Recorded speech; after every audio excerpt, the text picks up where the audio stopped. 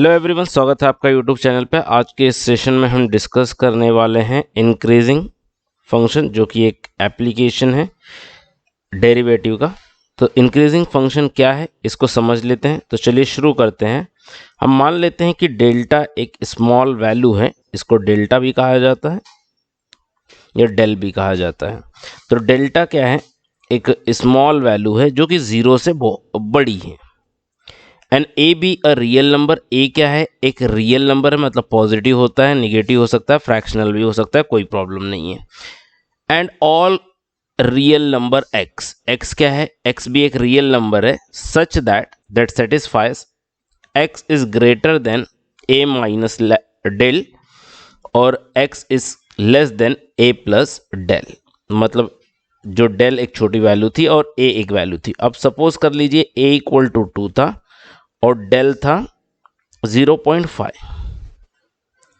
तो यहां पर एक और रियल नंबर x होगा जिसके बारे में बताया नहीं, पर वो रियल नंबर x क्या होगा? वो बड़ा होगा किससे? 2 माइनस 0.5 से, और छोटा होगा 2 प्लस 0.5 से। मतलब यहां पर मुझे क्या मिलेगा? x is less then 2.5 but greater than 1.5। तो ये जो वैल्यू निकलेगी ना, ये होगी वो domain of the function f। मतलब फंक्शन f कौन से पॉइंट तक डिफाइंड है। तो अब यहां पर अगर ये दो कंडीशन क्या होती है आपकी फॉलो होती, क्या condition? f of x is less than f of a for x greater than a minus delta और x लेस देन a। अगर इस कंडीशन के लिए ये फंक्शन एग्जिस्ट करता है, और दूसरी condition x is greater than a but less than a plus delta, अगर f of a is less than f of x, ये कंडीशन एग्जिस्ट करती है, तो उसको क्या बोलते हैं? Increasing function at point x equal to a। अब इसको समझते हैं इस ग्राफ के जरिए। तो इस ग्राफ में समझिए कि 3 पॉइंट है हमारे पास। ओके, इस ग्राफ में हम कोई भी 3 पॉइंट अज्यूम कर लेते हैं कि 3 पॉइंट कौन कौन से। तो चलिए यहां पर इस ग्राफ में मैं 3 पॉइंट सपोज कर लेता हूं। ये है पॉइंट ए माइनस डेल्टा, और ये है ए, और ये है ए प्लस डेल्टा। तो डेल्टा एक छोटी सी वैल्यू, मतलब समझो ये जो लाइन है ये डेल्टा है। तो ऑब्वियसली अगर ये ए है तो ये ए माइनस डेल्टा होगा और ये ए प्लस डेल्टा होगा, क्योंकि राइट साइड में जाते हैं तो इंक्रीज होगा। तो इस पर्टिकुलर पॉइंट पे अगर फंक्शन, अगर y इक्वल टू मैं f ऑफ x लूँ, y equal to f of x लूँ, तो a माइनस डेल्टा पे फंक्शन की वैल्यू समझो ये है। ओके, तो इस पॉइंट को मैं क्या लिख सकता हूं? This is f of a minus delta. और ये जो पॉइंट है ये किसकी है? f ऑफ a की वैल्यू की। a पॉइंट पे क्या होगा? फंक्शन का वैल्यू। और यहां पर अगर इस पॉइंट को देखें तो this is the f of a plus delta. a plus delta way function की वैल्यू क्या होगी? अब ये फंक्शन इंक्रीजिंग कब होगा? हमारी कंडीशन क्या कहती है कि अगर f ऑफ x लेस होगा f ऑफ a से। कब? अगर x की वैल्यू ग्रेटर है a माइनस लैम्बडा नहीं डेल्टा, a माइनस डेल्टा से, और छोटी है a से। मतलब अगर मैं यहां से देखूं, ओके, ये वैल्यू ध्यान देना है आपको, ये ओके, ये हो गया आपके f ऑफ a की value.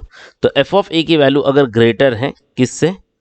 f of a minus lambda पे जो वैल्यू है, या उसके बीच की भी जितनी वैल्यू है से, ओके, इन सभी वैल्यूज के लिए अगर f ऑफ a ग्रेटर है, क्योंकि रेंज यही चल रही है a माइनस लैम्बडा से a तक।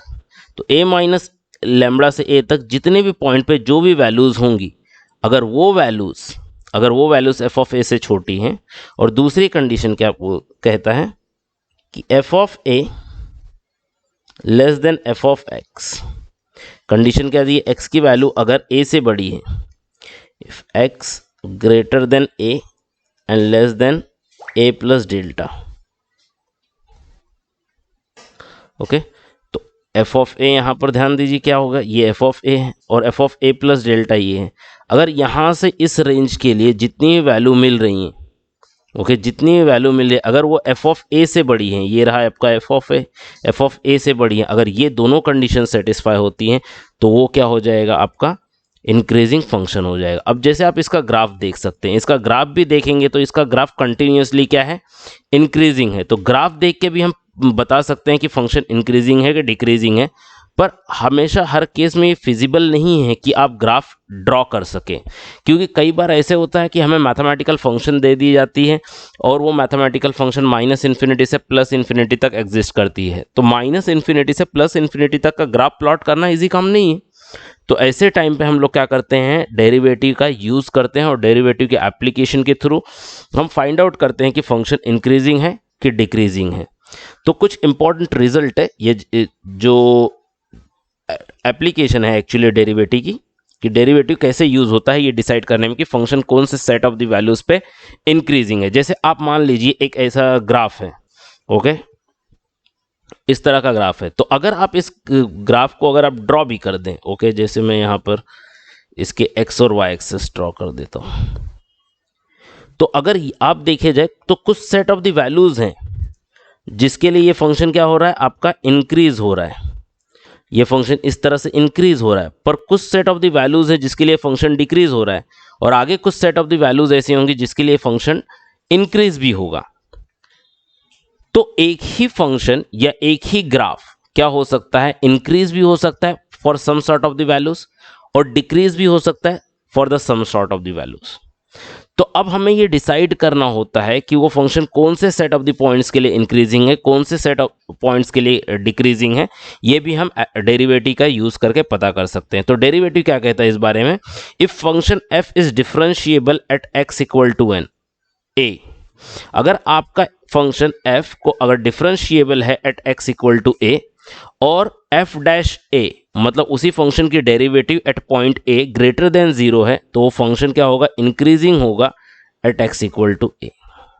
बस इसी रूल का हमें यूज करना है। तो देखो रिक्वायरमेंट क्या है, रिक्वायरमेंट तो एक ही है कि आपने क्या करना है, डेरिवेटिव निकालना है फंक्शन का, और डेरिवेटिव को जिस पॉइंट पे टेस्ट करना है उस पॉइंट पे उसकी डेरिवेटिव ग्रेटर देन 0 होनी चाहिए। तो चलिए एक क्वेश्चन देखते हैं। क्वेश्चन क्या कह रहे हैं, show that F of X equal to 2x³ minus 6x² plus 25x plus 1 is increasing at every real number x। Okay, ये बोल रहा है हर रियल नंबर x पे, मतलब किसी भी नंबर पे आप इस दुनिया में कोई भी नंबर पुट कर दो, हर नंबर के लिए ये क्या है, आपका फंक्शन इंक्रीज, मतलब ये फंक्शन हमेशा इस तरह से ऊपर की तरफ जा रहा है, हमें ये शो करना है। तो अभी ये कैसे फाइंड आउट करेंगे, तो सबसे पहले हम लिख लेते हैं we have f of x equal to f of x equal to 2x³ minus 6x² plus 25x plus 1। तो अब हम क्या कर लेते हैं, पहले तो इसको डिफरेंशिएट कर लेते हैं। तो differentiate with respect to x, अगर with respect to x differentiate करेंगे तो हमें क्या मिलेगा, f डैश x मिल जाएगा। तो यहां पर मैंने लिख दिया f डैश x।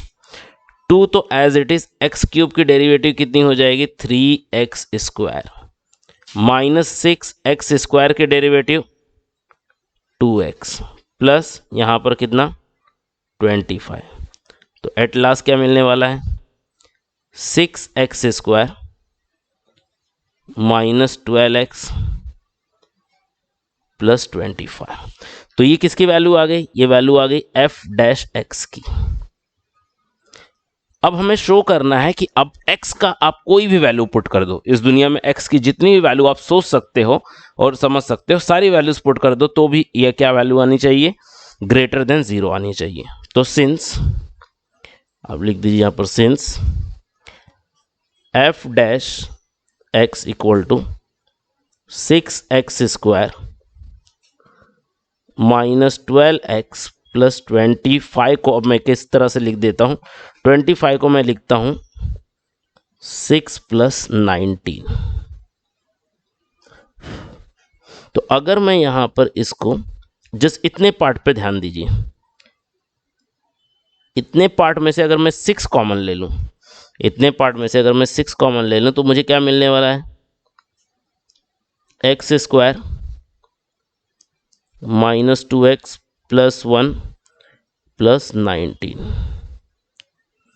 अभी आप यहाँ पर ध्यान दीजिए कि x square minus 2x plus 1 ये एक्चुअली क्या है, एक्चुअली ये x माइनस 1 का होल स्क्वायर। तो 6 ये क्या लिख दूं मैं, x माइनस 1 का होल स्क्वायर और ये क्या हो जाएगा प्लस 19।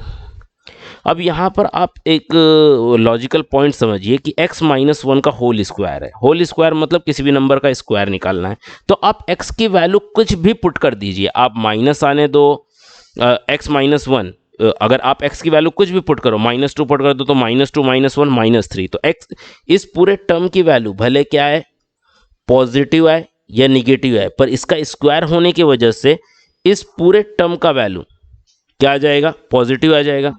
और किसी पॉजिटिव नंबर में कोई पॉजिटिव नंबर ऐड किया तो भी क्या आएगा, पॉजिटिव आएगा ना। तो हम यहीं पर लिख देंगे ये क्या है, विच इज ग्रेटर देन 0। तो since f dash x is greater than 0, therefore f मतलब function is increasing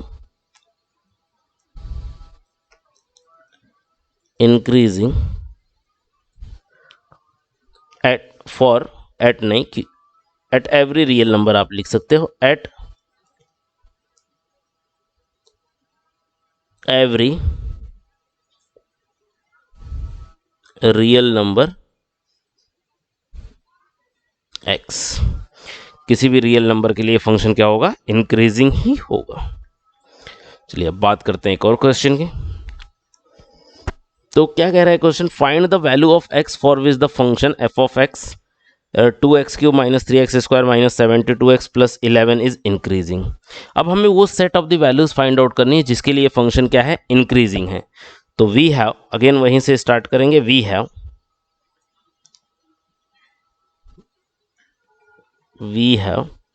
f of x equal to 2x³ minus 3x square minus 72x plus 11। तो differentiate with respect to x,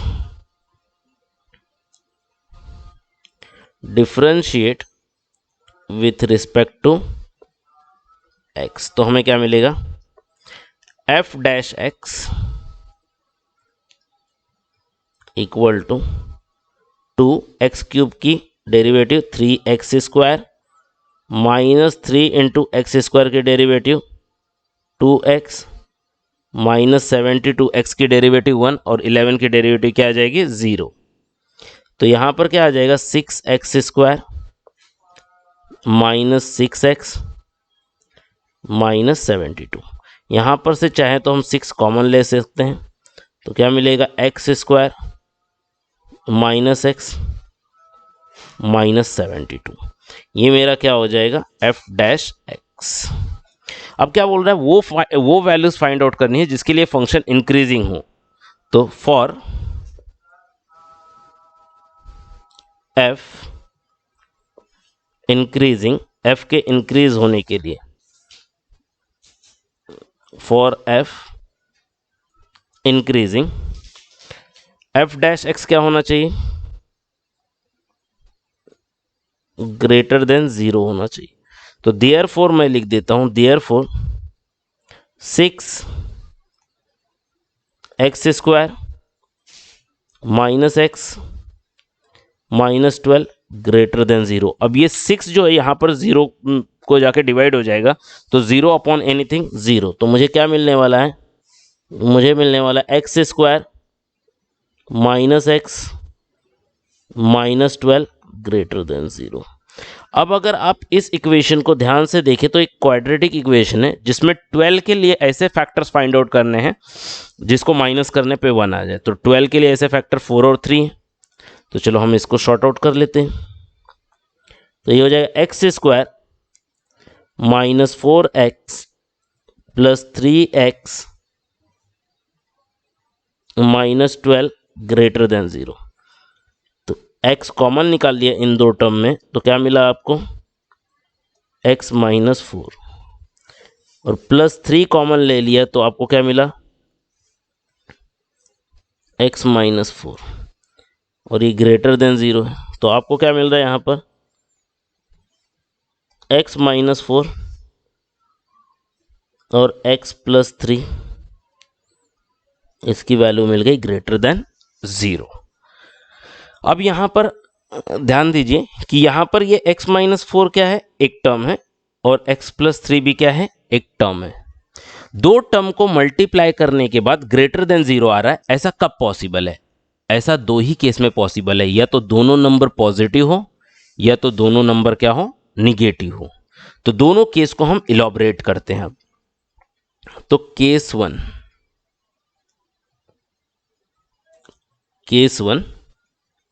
तो case one में हम बोलेंगे क्या, दोनों number positive है। तो x पॉजिटिव है मतलब ग्रेटर देन 0, इसका मतलब x minus 4 greater than 0, and दोनों नंबर, मतलब इसलिए मैं एंड लगा रहा हूं, तो x plus 3 greater than 0।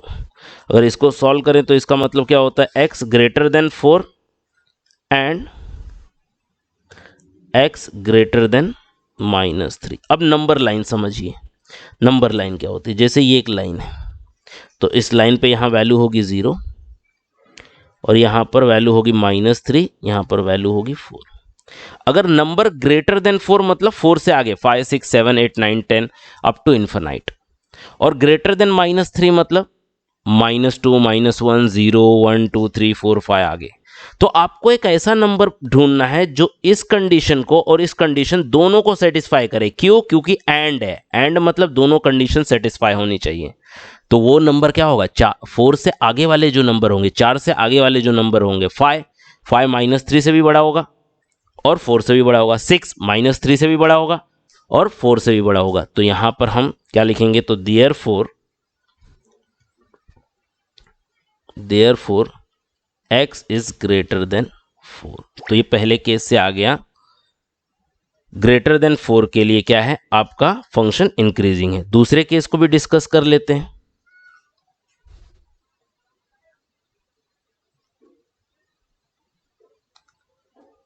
Case 2, तो केस 2 क्या कह रहे हैं, या तो दोनों निगेटिव होंगे तभी जाके पॉजिटिव होगा, क्योंकि माइनस इंटू माइनस क्या होता है, प्लस। तो x एंड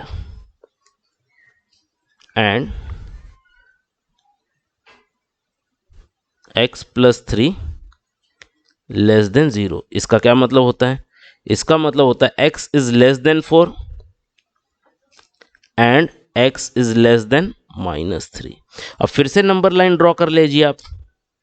नंबर लाइन आपने ड्रॉ कर ली, आप यहां पर 0 लिख दीजिए, आप यहां पर 4 लिख दीजिए, यहां पर माइनस 3 लिख दीजिए। अब x लेस देन 4 मतलब क्या, 3 2 1 मतलब ये पूरा साइड। अब x लेस देन माइनस 3 मतलब ये, क्योंकि नेगेटिव में जितना बड़ा नंबर उतना छोटा नंबर, -4 -5 -6 ये क्या होंगे, -3 से छोटे ही होंगे। तो यहां पर आप देखिए कि आप एक ऐसा नंबर ढूंढिए जो इन दोनों कंडीशन x से भी, x 4 से भी छोटा हो और -3 से भी छोटा। तो ऑब्वियसली वो नंबर -5 हो सकता है, -4 हो सकता है, -6 हो सकता है, 7 हो सकता है। ओके, मतलब x लेस देन -3 से, x लेस देन -3 जो नंबर होंगे वो सभी क्या करेंगे, इस कंडीशन को सेटिस्फाई करेंगे। तो यहां पर हम क्या लिखेंगे, तो देयरफॉर इसको भी रफ कर देते हैं। तो देयरफॉर x लेस देन -3। तो x ग्रेटर देन 4 मतलब क्या, 4 5 6 ग्रेटर देन 4, तो 5 6 7 8 9 10 11 up to infinite. Less than -3 मतलब -4 -5 -6 -7 -8 इस तरह से। ओके, तो यहां पर फाइनल आंसर क्या लिखेंगे, therefore f is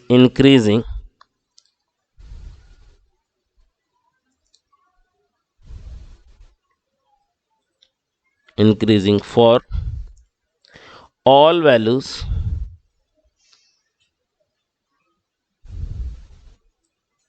all values of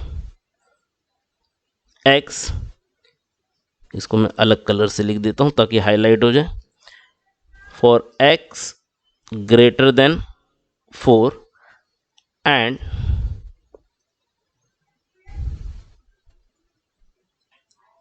for all values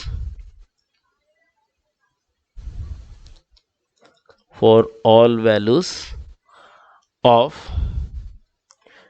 x less than -3. So this is your final answer. I hope you understand and got the concept. If you like the video, please share with your friends and subscribe the channel if yet not. Thank you.